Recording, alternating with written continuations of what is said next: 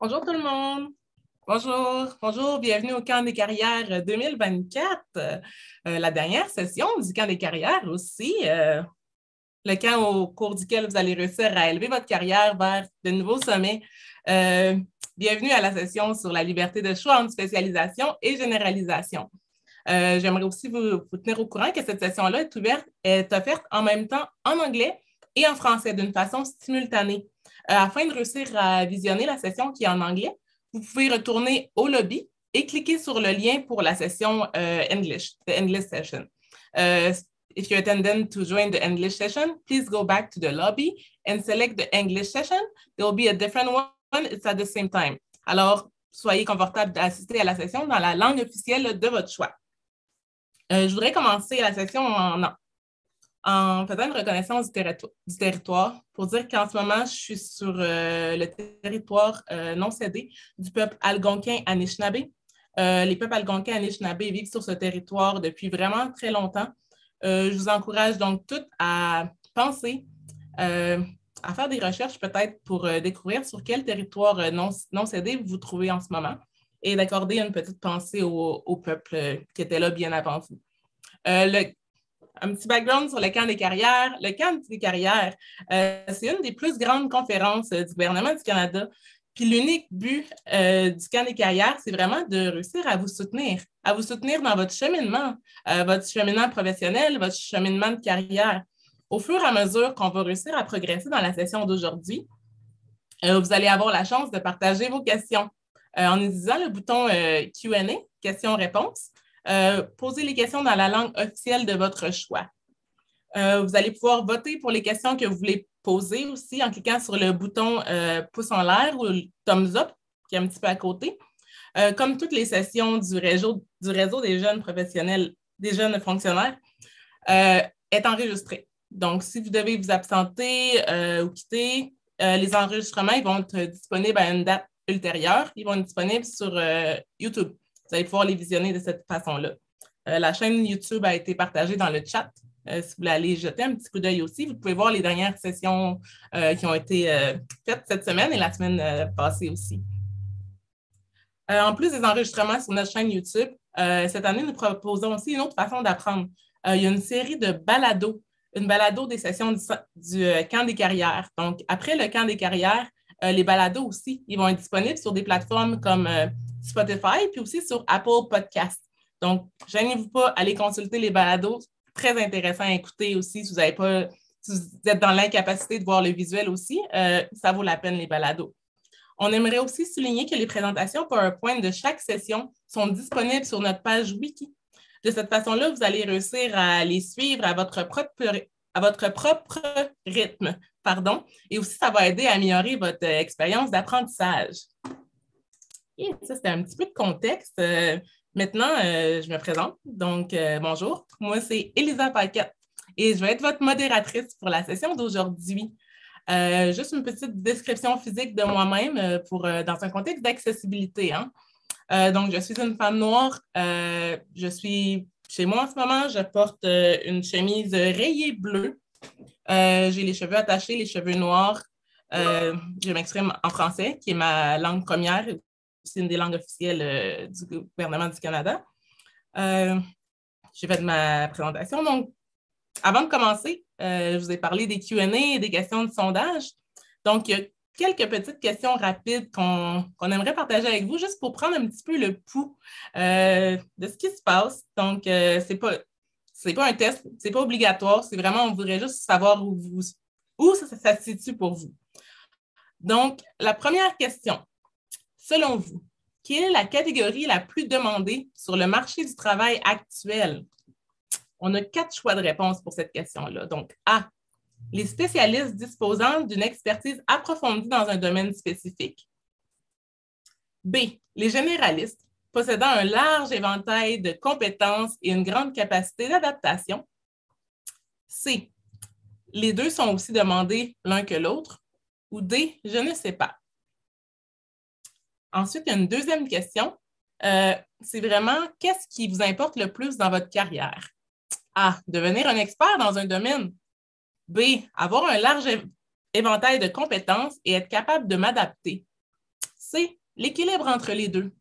Ou D, je n'y ai jamais réfléchi. Je vous invite à répondre au sondage. On aimerait bien savoir les résultats. On aimerait ça bien voir les résultats.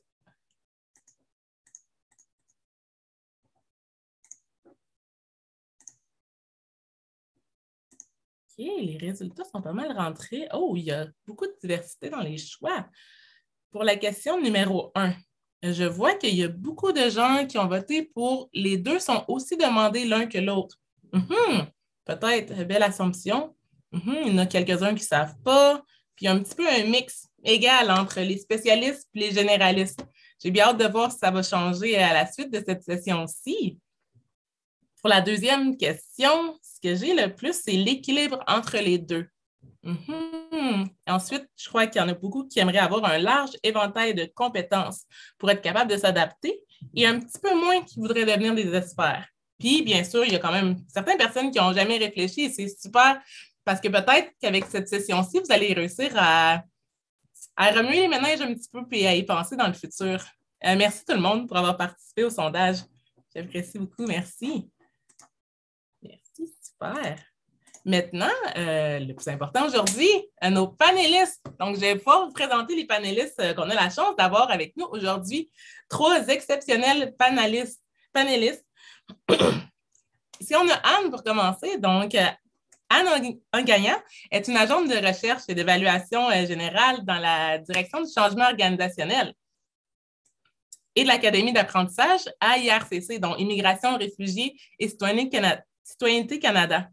Elle réside et travaille à Ottawa, une ville qui se trouve sur le territoire traditionnel non cédé du peuple Anishinaabe-Algonquin. Anne, elle a rejoint IRCC en février 2016 et a occupé plusieurs postes dans le secteur des opérations. Actuellement, Anne est agente de recherche et évaluation pour la Direction générale de changement organisationnel à l'Académie d'apprentissage. Avant sa carrière à IRCC, Anne a occupé divers postes dans des organisations à but non lucratif et privées, en tant que consultante et facilitatrice des rencontres communautaires. Anne est polyglotte. Elle parle couramment 5 langues, dont le français et l'anglais. Elle détient aussi un baccalauréat en psychologie de l'Université York et une maîtrise des conflits de l'Université Saint-Paul. Notre deuxième panéliste qu'on a avec nous, c'est Paul Gaskin. Paul Gaskin travaille à Ottawa en tant que directeur général de la planification, des opérations et de l'information du Service canadien des forêts, le SCF, au sein de Ressources naturelles Canada. Auparavant, à Pêche et Océan Canada, il a occupé des postes de directeur dans les domaines de la gestion de l'information, des politiques stratégiques, de la gouvernance, des affaires du cabinet et des affaires parlementaires. Il est aussi titulaire d'une maîtrise en sciences politiques de l'Université d'Ottawa, un MPA de l'Institut d'études sociales de l'Université Erasmus aux Pays-Bas et aussi d'un baccalauréat en développement international et littérature anglaise de l'Université de Guelph. Paul a également obtenu un certificat en leadership du secteur public et gouvernance à l'Université d'Ottawa. Finalement, notre dernière panéliste qu'on a avec nous aujourd'hui, c'est Dima Salamé. Voici Dima. Dima, c'est une professionnelle des ressources humaines avec plus de 20 ans d'expérience, en particulier dans le domaine des relations de travail où elle a passé une grande partie de sa carrière à aider les gestionnaires et les dirigeants à naviguer dans les questions délicates et complexes des ressources humaines. Elle est certifiée Associate Integral Coach par Integral Coaching Canada, largement reconnue comme l'un des programmes de formation en développement humain les plus complets et les plus efficaces au monde. L'automne dernier, elle a lancé sa propre pratique en coaching en accompagnant des cadres dans le développement personnel et le leadership. Dima travaille actuellement avec Pêche et Océan dans le secteur du dirigeant principal du numérique. Elle coach des cadres et met sur pied leur programme de développement de leadership. Donc ça, c'était nos 3 panélistes qu'on a avec nous aujourd'hui. Super. Donc, on va commencer à les questionner un peu sur leur expertise. Quelles sont les compétences spécialisées par rapport aux compétences transférables? Je pense que je vais commencer avec Anne sur cette diapo-là. Anne, qu'est-ce que tu as à nous dire par rapport à cette question? Premièrement, merci. Merci de m'avoir invité à ce panel. Les compétences spécialisées, ça dit, hein, le mot le dit, ce sont des spécialisations professionnelles.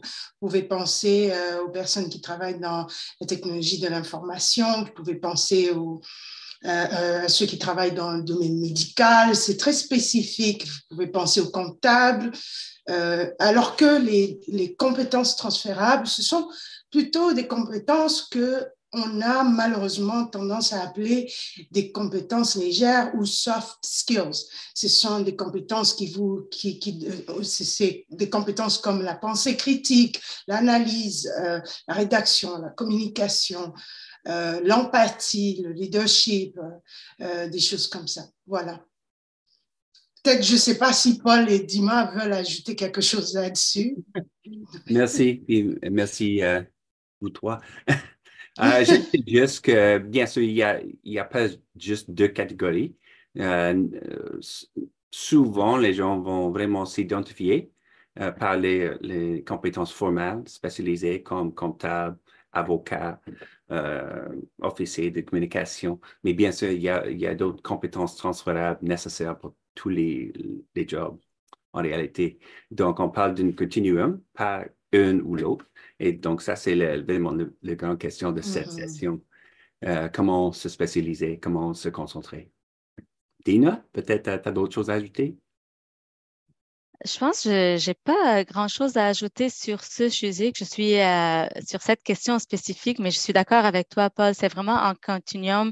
Puis il n'y a pas toujours une ligne très claire entre les deux. Puis tantôt, quand c'est mon temps de présenter, je vais vous parler un peu de mon expérience et comment les lignes peuvent être, à un moment donné, on peut faire un aller-retour entre les deux. Puis ça aussi, ça fonctionne dans nos carrières aussi bien. Oui. J'ai ajouté, peut-être on peut aller à la prochaine diapositive, mais il y a des communautés, bien sûr, comme on peut voir là-bas, et parfois c'est juste une question de formation formelle, comme une bac ou blablabla, et une classification comme spécialiste en IT. Mais aussi, c'est une question de s'identifier. Et souvent, quand on commence notre carrière, on s'identifie par des compétences assez spécifiques. Je suis comptable, je suis analyste en politique, mais plus tard, peut-être, quand on commence à développer des expériences, on comprend que c'est les compétences soft, comme on dit, interpersonnelles, jugement, initiative, capacité d'innovation, où nos boss, nos patrons vont vraiment décider que toi, c'est les personnes, les types de compétences on a besoin de faire d'autres choses. Bien sûr, c'est aussi valable d'avoir une compétence clé on cherche, comme par exemple, on a besoin de cloud architect ou quelqu'un de moins spécialisé. Oui, ça c'est nécessaire, un élément de base. Mais à part de ça, il y a d'autres compétences vraiment nécessaires de développer, même dans les communautés. Il y a des leaders, il y a des gens qui font plus que le minimum. Anne, est-ce que tu as chose à ajouter à ce diapositive? Non, puis pas beaucoup, pas tant que ça. C'est juste que parfois, comme tu l'as dit, hein, c'est un continuum. Quand je pense à mon propre cheminement, je venais d'une carrière académique avant de rentrer vraiment dans le marché du travail, dans le domaine des services communautaires. Et donc, il y a des choses comme l'analyse des données qui sont autant transférables dans tous les autres domaines qui me font penser que c'est pas une ligne, une démarcation, une séparation nette, dure entre les deux.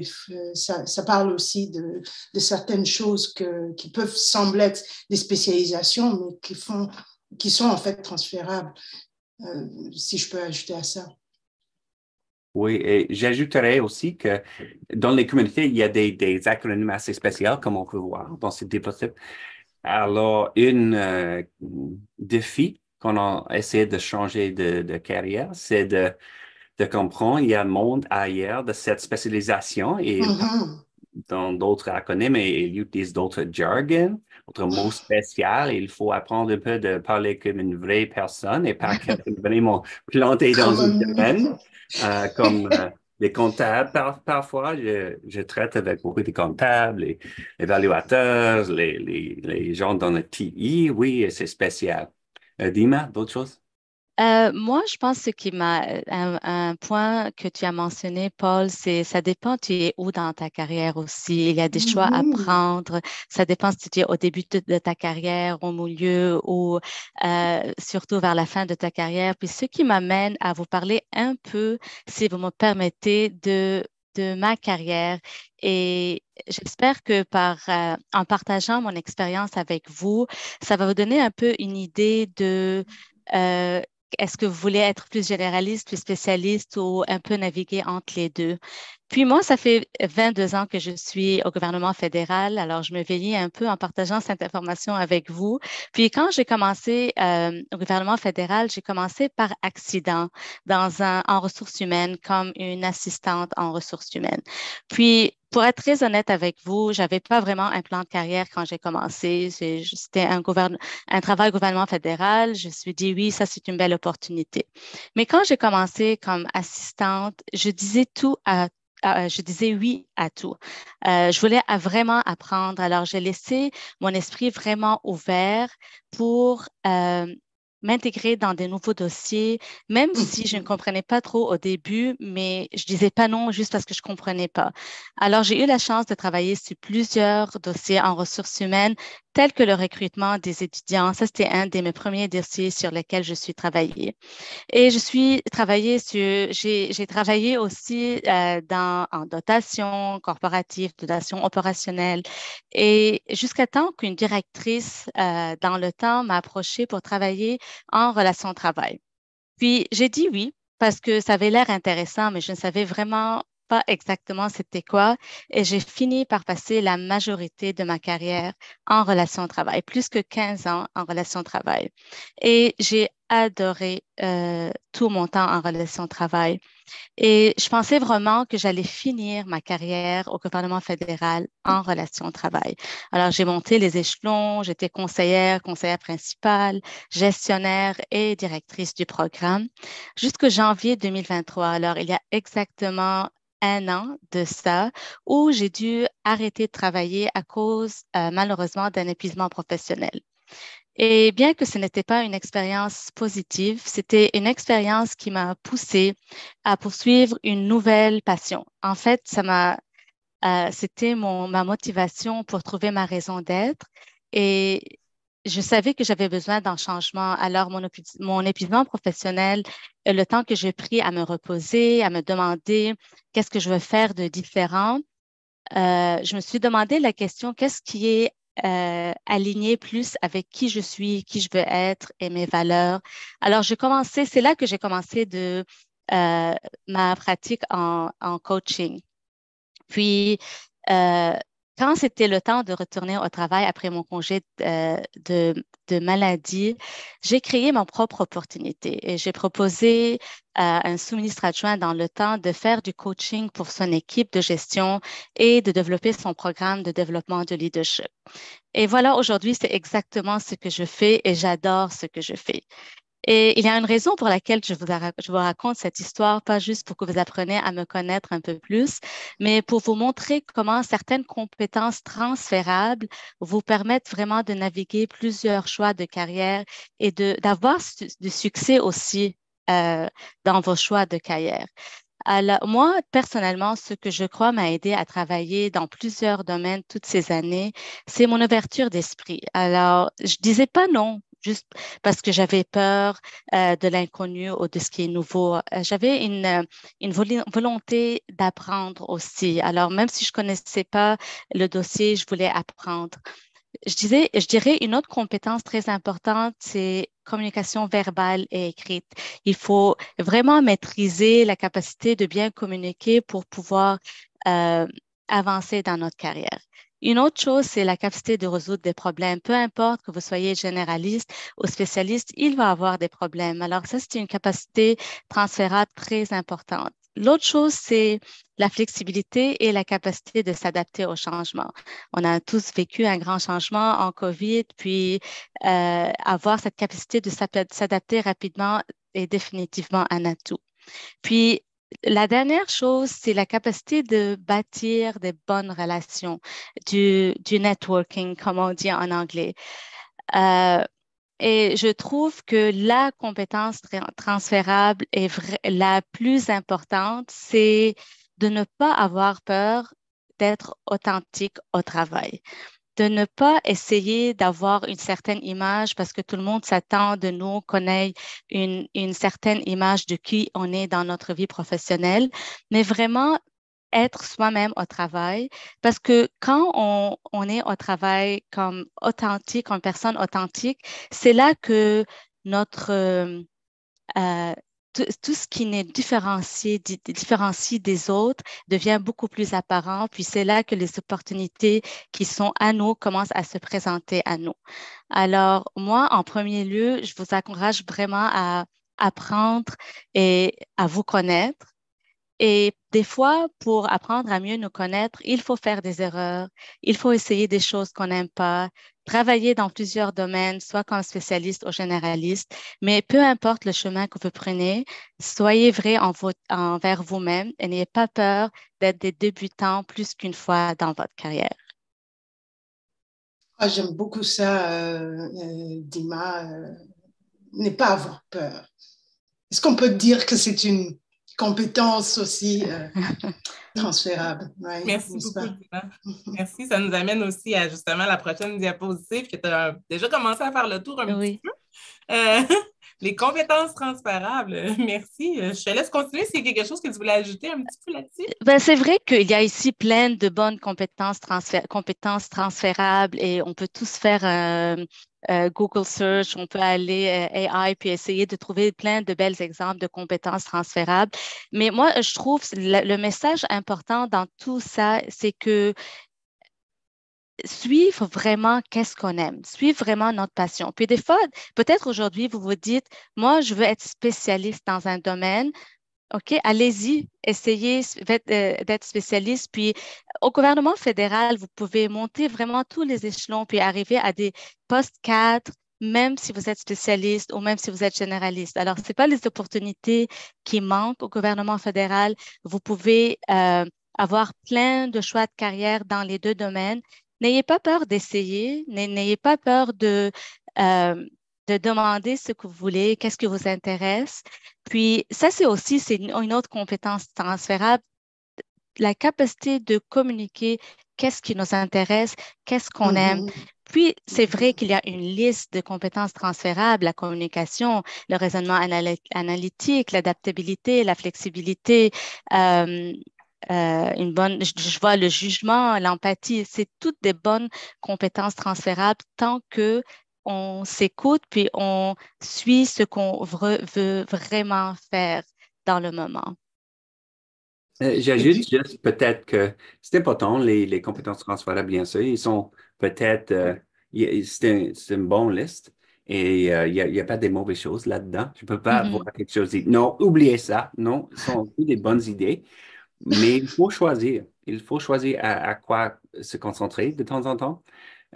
C'est bon à dire oui, mais dire oui à tout et à tous quand on est peut-être jeune, pas d'enfants, pas de questions de santé, quand on est prêt à faire des heures supplémentaires, voyage, mais plus tard, il faut être assez clair avec la gestion qu'il y a des, comment je dis, lignes rouges, red lines.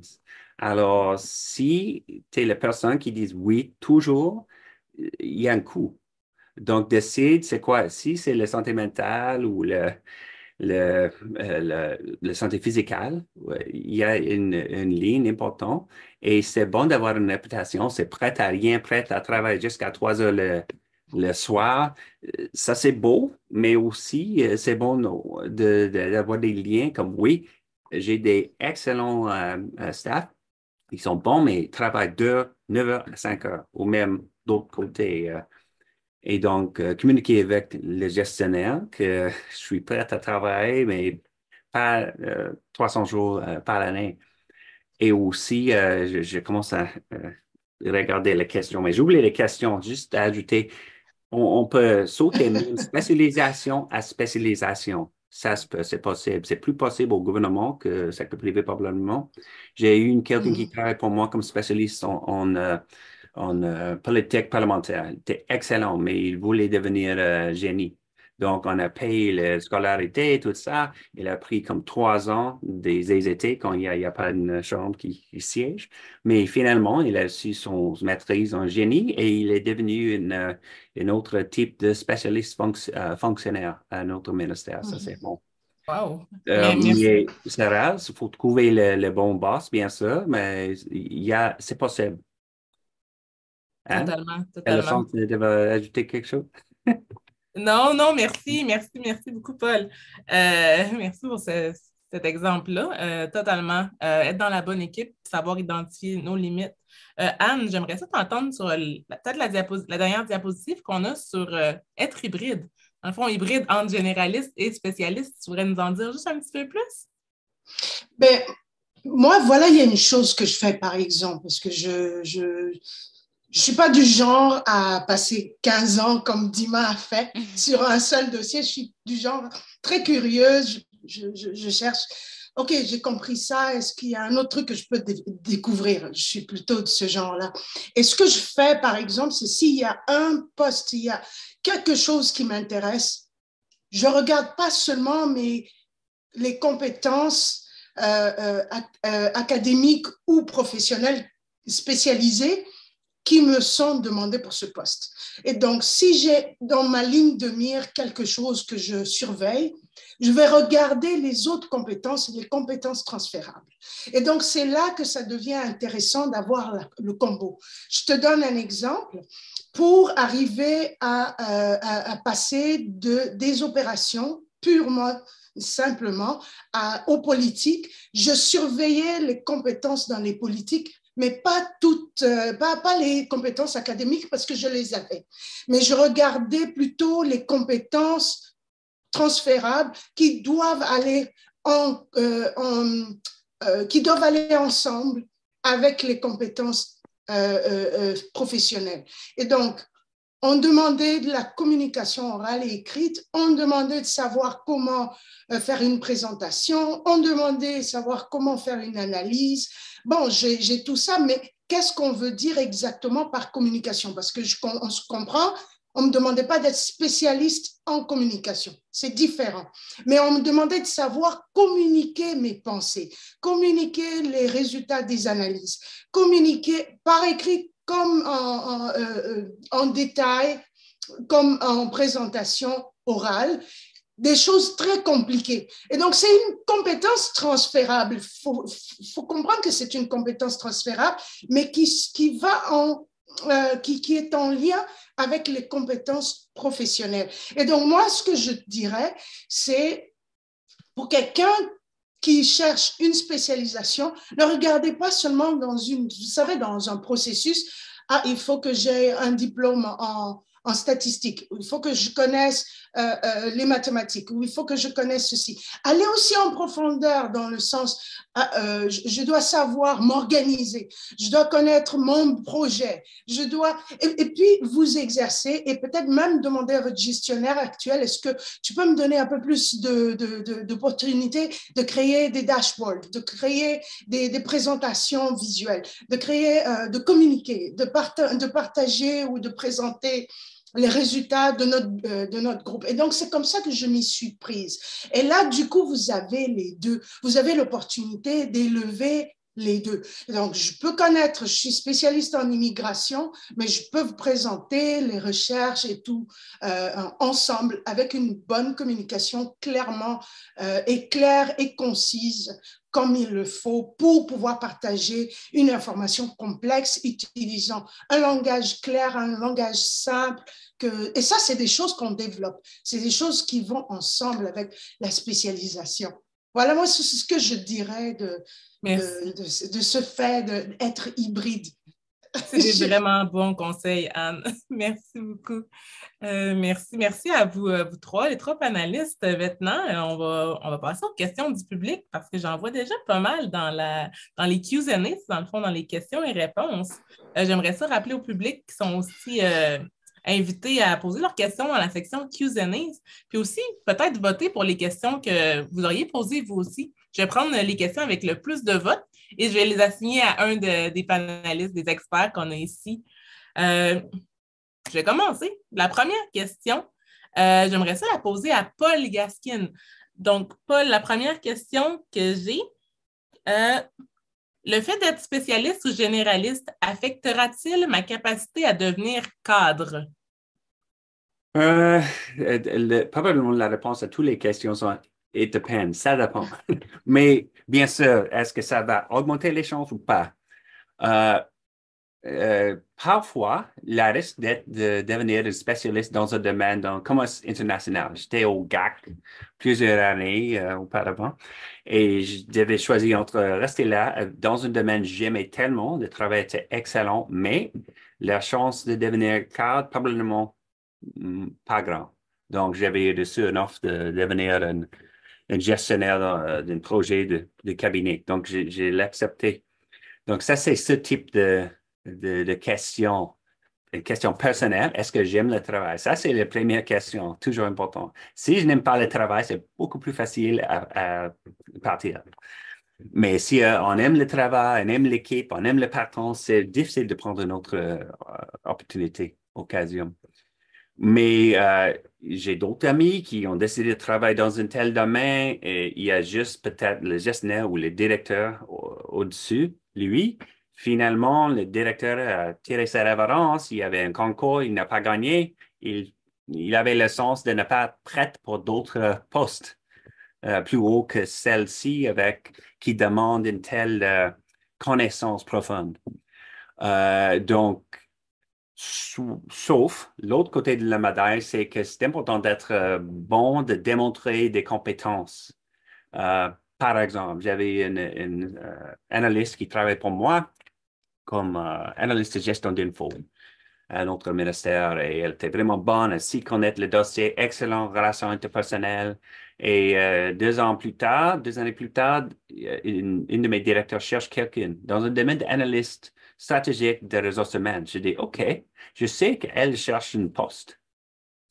Les compétences sont les mêmes, même si le contenu est différent. J'étais certain elle peut comprendre, apprendre le contenu, mais les compétences étaient excellentes. Donc, elle a décidé de changer, d'aller travailler pour cette directeur. Alors, c'était une question pour elle de démontrer, elle s'y connaît le dossier, elle travaille fort, elle a de bonnes compétences. Alors, c'est un risque, oui, mais le risque le plus grand, c'est d'être tellement généraliste d'impressionner personne. Ça, c'est important. Alors, fais le travail bon, le moment où on est, et ensuite, essayer d'augmenter avec d'autres expériences et compétences. Merci. Merci beaucoup, Paul. C'est vrai, se faire remarquer pour une bonne éthique de travail et nos belles compétences, c'est toujours la voie utilisée. Merci. La prochaine question, je vais la poser à Dima. Dima, y a-t-il un risque à ne pas avoir de spécialité? Je pense que je vais emprunter la réponse de Paul pour dire ça dépend aussi. Ça dépend qu'est-ce qu'on veut comme un cheminement de carrière. Si tu es un scientifique et tu es passionné par ça, je dirais ça va de soi que tu deviens spécialiste parce que c'est ça ta passion. Puis, alors, si tu ne la suis pas, tu risques plus pour devenir généraliste. Ça peut, à la fin de ta carrière, dire j'ai pas réalisé ce que je voulais moi réaliser. Mais je ne pense pas qu'il y a un risque si tu es quelqu'un que tu es intéressé par la gestion des projets, si quelqu'un qui est intéressé à être multidisciplinaire.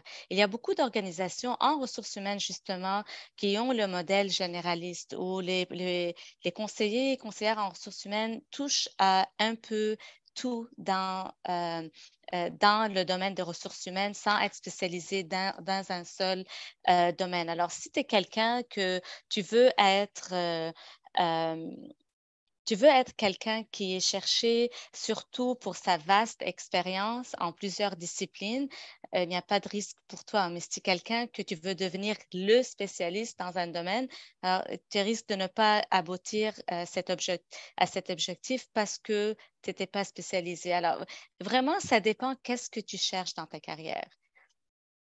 Je ne sais pas si mes collègues ont d'autres commentaires à ajouter sur la question de risque. Oui, maybe peut-être Anne ou Paul, croyez-vous que vous pouvez compléter? Moi, je vais vous raconter un petit truc rapide. Vas-y. Je me souviens que je suis arrivée à IRCC, je suis arrivée en 2016, puis en 2018, 17-18 déjà, je formais beaucoup les gens qui venaient dans mon équipe et mon gestionnaire était parti, on a fait de moi la gestionnaire de l'équipe. Et au bout de 2 ans de ma gestion, la gestionnaire de l'équipe, au bout de 2 ans, je me suis retrouvée face à un risque de continuer à monter sans avoir une spécialisation, sans être experte de quelque chose. Donc, et moi, dans mon aspiration, c'était d'être spécialiste dans les questions des déplacements, des déplacés forcés dans le monde en particulier. Donc, j'ai dû me retracter, m'arrêter pour un instant et décider quel chemin je veux faire avant de retourner dans la gestion plus tard. Parce que c'est quelque chose que j'aimais, j'étais à l'aise dans la gestion, mais cependant, je voulais apporter quelque chose avec moi en montant à la gestion, c'est-à-dire ma spécialisation en déplacement, sur la question des déplacés forcés dans le monde. Et donc, je me suis arrêtée, je suis allée en politique. Donc, ça, c'est une des façons que vous pouvez faire. Vous pouvez vous dire, oui, j'aime ça, j'aime énormément ce que je veux, mais j'ai envie, comme Dima disait, j'ai envie d'être spécialiste en quelque chose. Vous pouvez vous arrêter un moment et puis après continuer, ou vice-versa. Vous pouvez aussi être très spécialiste et vous avez envie d'être gestionnaire. Prenez le temps de vous développer dans ce que vous avez envie de faire. Ça répond, j'espère, à la question. Merci beaucoup, Anne. Merci. La prochaine question, je crois que je vais la poser aussi à Dima, vu que ça touche aux technologies et c'est un petit peu dans son expertise. La question que j'ai ici, c'est considérant que la technologie change de plus en plus rapidement, quelle est la compétence qui, selon vous, serait la plus importante à développer au niveau de celle-ci? Je travaille à Pêche Océan avec le secteur de la technologie, mais je ne suis pas spécialiste en technologie. Alors, je ne suis pas sûre si je peux vraiment répondre à cette question, mais peut-être Paul, tu es mieux placé pour répondre à cette question? Oui, c'est important pour tous. Au NRCan, au LNCan, actuellement, on travaille sur le Data Culture Enablement, le soutien de la culture de données, j'imagine, c'est la traduction. Et c'est-à-dire, les données, c'est important, surtout pour un ministère scientifique. Un ministre scientifique, c'est important. Mais ce n'est pas juste les chercheurs qui traitent, qui utilisent les données. Donc, c'est important pour les exécutifs de comprendre ce qu'ils regardent, donc les données, et que ça prend partie de l'évidence quand on fait des décisions. Donc, c'est une culture et je crois que ce n'est pas une question de technologie, c'est vraiment une question de processus d'apprentissage qui ne cesse jamais. Donc oui, si on a quelqu'un pour gérer notre cloud, oui, c'est important. L'architecture de cloud, ça, c'est vraiment spécialisé. Mais cette personne, comme gestionnaire ou directeur de service de cloud, il faut qu'il soit prêt à expliquer aux gens comme moi qui ne comprennent pas des choses techniques, comment ça fonctionne, comment ça coûte, comment les risques, les enjeux. Donc, c'est facile d'être peur qu'on ne peut pas apprendre tout, on ne peut pas être spécialisé dans tout. Moi, je suis responsable pour les finances, le service forestier, les finances, la planification, le budget, les ressources humaines, la planification des ressources humaines, les TI. Donc, il y a tous, je ne peux pas être spécialiste dans tous les domaines. J'engage les gens, mais pas les gens nécessairement des spécialistes, mais les gens qui s'ils connaissent les bons gens qui sont prêts à engager les unicorns, comme on dit. Donc, un peu relié à ça, je dis, pour les spécialistes, Parfois, les gens cherchent les unicorns. Donc, moi, j'ai engagé quelqu'un pour gérer notre petit groupe de TI et données. Mais j'ai cherché une unicorn, une scientifique, aussi avec une maîtrise en TI. Et j'en ai trouvé une, c'était fantastique.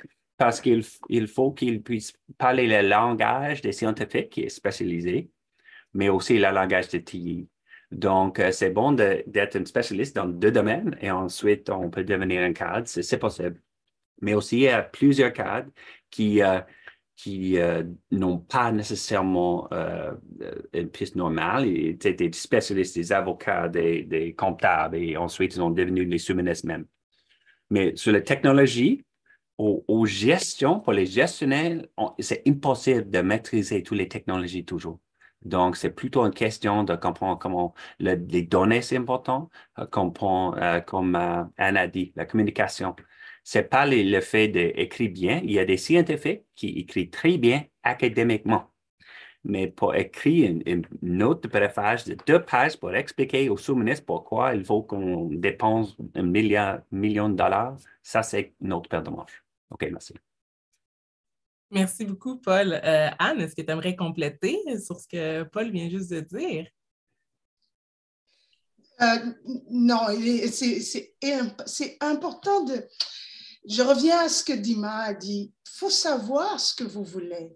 Puis avoir peut-être l'équilibre. Quand on revient sur le diapo, sur l'hybride, être capable de bouger. Si vous en avez envie aussi, hein, parce que il faut avoir du plaisir quand on travaille. Et il faut trouver un but dans sa vie parce que vous travaillez pourquoi? Moi, personnellement, je sais que je travaille en immigration parce que j'aime le dossier. Voilà, j'aime ce que je fais, peu importe où je vais aller, je vais aimer ce que je fais, mais c'est moi qui décide. Puis j'en prends plaisir. Et ça fait partie de ma manière de prendre soin de moi. Merci beaucoup, Anne. Puis pour revenir à ce que vous avez discuté aussi un peu plus tôt, c'est pas seulement travailler le savoir-faire, mais aussi le savoir-être. Comment être une bonne personne, comment être un bon employé. Ça, c'est des soft skills, des compétences à vraiment réussir à développer. Oui, en passant, Elisa, tout à l'heure, on regardait le beau tableau que vous avez fait sur les compétences transférables. Il y a une chose, par exemple, sur les relations. Mais les relations humaines, c'est pas seulement le networking, aller à des brunchs, à faire le potluck, à participer à ça et tout, mais c'est aussi avoir de bonnes relations avec les collègues, c'est avoir de bonnes relations avec la gestion, c'est avoir de bonnes relations avec la personne avec qui tu vas t'asseoir dans le boardroom. C'est de bonnes relations parce que vous savez quoi? Vous marquez les esprits quand vous êtes une bonne personne. On a envie d'aller vers vous. Et ça fait un soft skill. Quand j'arrive à mon travail actuel, je viens à peine de changer mon boulot il y a 2 jours et je travaille dans l'engagement stratégique. Ben, il va falloir que je me fasse de bons amis partout. Mais ça ne se commence pas là ce matin, ça s'est fait il y a des années que je suis en train de construire ma capacité de créer des liens avec les gens. Et donc, c'est des choses comme ça que vous devez être capable d'être bien, mais aussi d'être bien avec les autres. C'est transférable, ça. Ça vaut de l'or. Merci beaucoup, Anne. Merci. La prochaine question que j'ai ici, comment puis-je m'assurer que je ne me perds pas trop et que je deviens réellement utile en tant que généraliste? Je pense qu'Anne, tu étais bien partie pour répondre. Je vais te demander d'aller de l'avant avec celle-ci. Oh boy, c'est vraiment la bonne question pour Anne. Je vous assure, pendant les 5 premières années à IRCC, j'étais à toutes les sauces. Comité social, comité qui organisait Black History Month, comité GCWCC, comité, tous les comités, en plus de PDN, et de tout le reste. Et je peux vous dire, ça prend de l'organisation, la gestion du temps, la gestion des priorités, la bonne communication, parce qu'il ne faut pas que tu envoies un email à X alors que tu voulais l'envoyer à Y. Il faut que tu... J'ai dû manager ça et pendant ces 5 ans, les 5 ans passés jusqu'en 2020. Là, quand on est tombé dans le COVID, en 2020, j'avais ma petite équipe complètement en lambeaux et ça m'a aidé. Ça m'a aidé à savoir gérer les émotions des uns et des autres, c'est gérer mes propres émotions. Alors, vous ne vous perdez pas trop. Seulement, vous pouvez vous perdre si vous en étirez jusqu'à je ne sais pas quand. Il va falloir qu'à un moment donné, vous puissiez vous reconnaître et dire ça me fatigue, ça me plaît, ça, je peux le faire à longueur de ma vie. Et puis, c'est comme vous faire un filtre, c'est comme passer vous essayez de tamiser les choses dans lesquelles vous voulez continuer. Et une des choses que j'ai continué, par exemple, je suis devenue spécialiste dans les annotated agenda parce que j'en ai fait en masse. Donc, je deviens celle je sais les corriger, puis ça devient facile pour moi de faire des présentations, faciliter des conversations. Donc, si je peux dire, vous ne vous perdez pas tant que vous savez pourquoi vous faites cela. L'important, c'est de savoir pourquoi vous faites quelque chose. Je vois Dima, je veux entendre Dima. Oui, j'aimerais ajouter, n'ayez pas peur de demander de l'aide. Quand on se sent perdu, on se dit, ben, si je continue comme ça, je me sens que je n'ai pas une direction claire. Et demandez de l'aide, vous n'êtes jamais seul. Parlez avec des collègues plus seniors que toi, des mentors, ils ont beaucoup d'expérience. Puis les gens adorent donner des conseils, puis ils adorent parler de leur propre expérience, puis qu'est-ce qu'ils ont appris tout au long de leur carrière. Alors, ne vous gênez pas, demandez de l'aide. C'est vraiment gratifiant pour vous et pour la personne qui vous aide. Merci beaucoup, Anne. Merci, Dima aussi. Merci beaucoup. Prochaine question que j'ai des participants ici, c'est à quel moment faut-il décider de sa spécialisation? Paul, qu'est-ce que tu en penses? Je dirais jamais. Mais bien sûr, je blague parce que si on décide de devenir un avocat, oui, il faut en avoir une. Mais c'est un peu d'un one-way door. Donc, c'est plus facile à décider, OK, je suis spécialiste, mais maintenant, j'aime généraliser un peu. Mais si je suis généraliste et je décide, j'aimerais devenir médecin, c'est une longue piste à commencer. Donc, comme Anne a dit, suite des pistes avec les contenus, les personnes, les sujets qu'on aime. Ça, c'est la première étape. Ensuite, on peut décider, OK, j'aime, par exemple, le commerce international. J'aimais ça beaucoup. Mais aussi, je décidais, peut-être, j'aimerais devenir une cadre. Donc, j'ai trouvé une bonne opportunité à pêcher océan dans la réglementation des pêcheries. Donc, c'est un voisin. C'est pas complètement flambant neuf. Les DG estimaient que je pouvais faire le travail. Donc, j'ai reçu comme la promotion dans un concours, mais en tout cas, donc, c'est pas nécessairement une ligne droite entre spécialisation et généralisation. Moi, j'ai changé de job probablement tous les 2 ans. Et quand je suis un peu plus âgé, 3 ans, et maintenant, je suis dans ce poste 5 ans.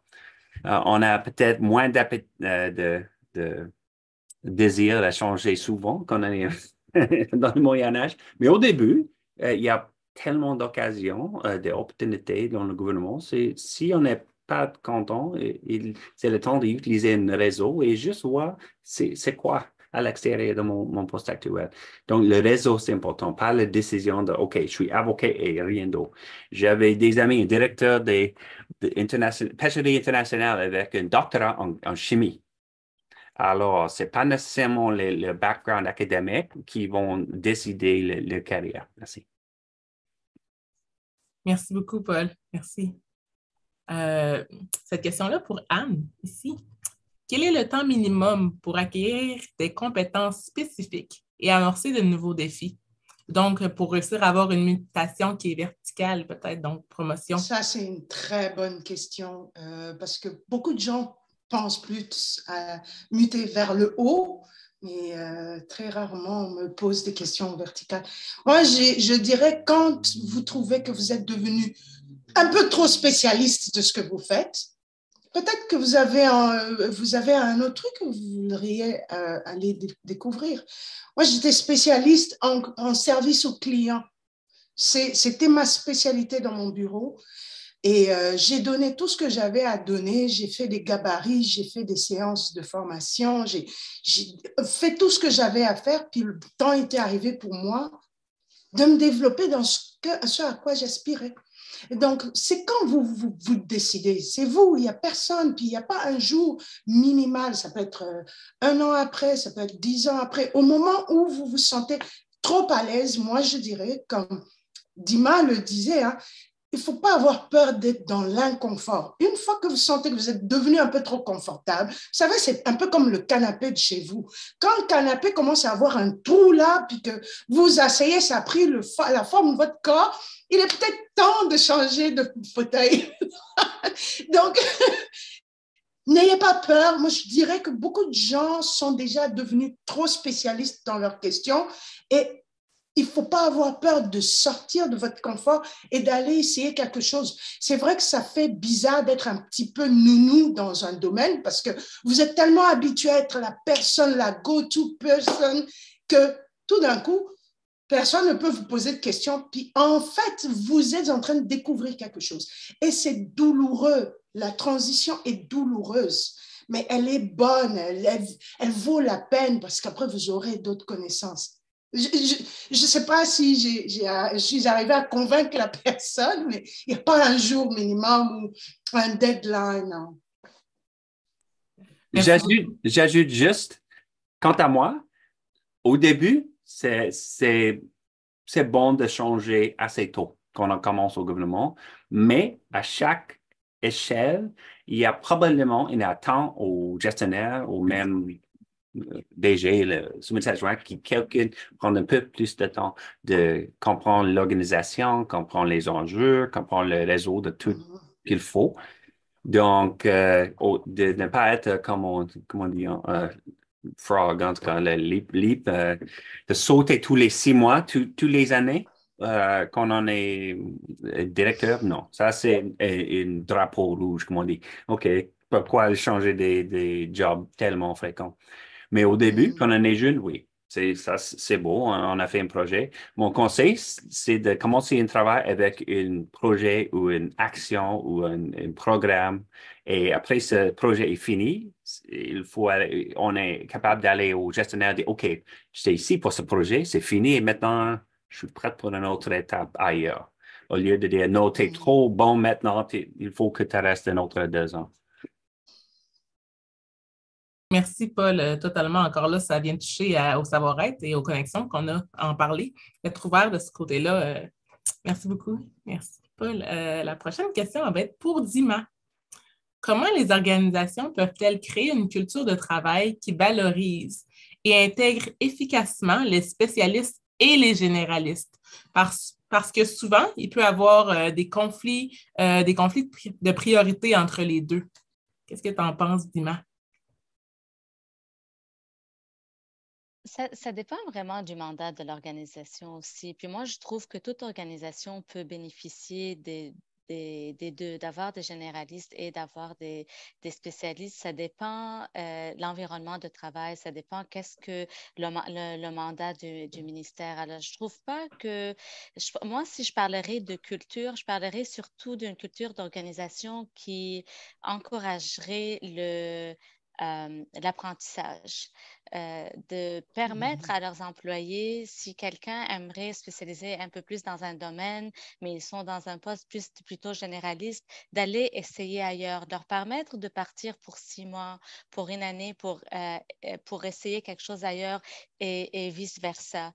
Parce que si on parle un peu de talent, puis la nouvelle politique sur la gestion des talents du gouvernement.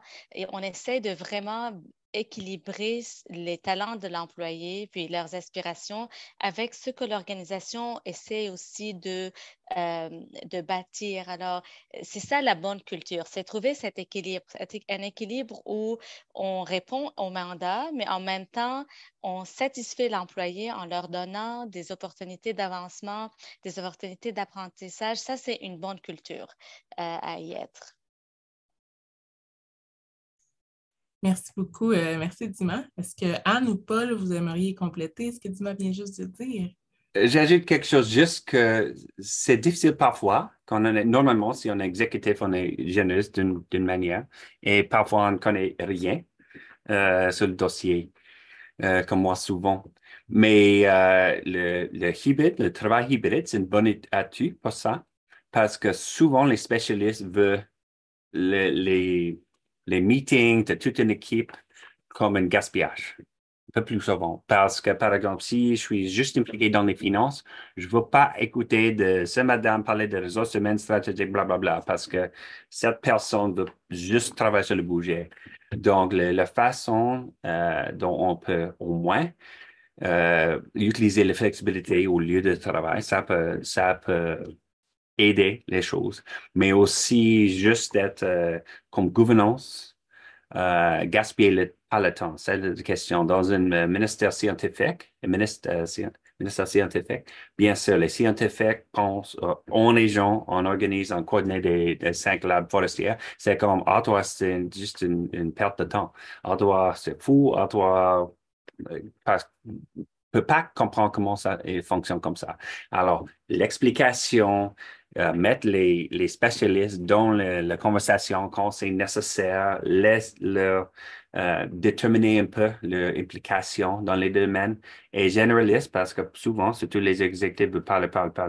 Alors, les spécialistes, souvent, les gens de TI, donc pour les généralistes, souvent c'est une question d'être traducteur de processus, de comprendre assez, de traduire aux gens de TI au scientifique, par exemple, ou en autre gestion. Donc, le gouvernance, c'est important, mais aussi de développer une culture de kindness. Hein. OK, non, c'est bon, on comprend pas pourquoi c'est important, mais c'est important à quelqu'un, c'est un collègue. Alors, d'attendre, de comprendre.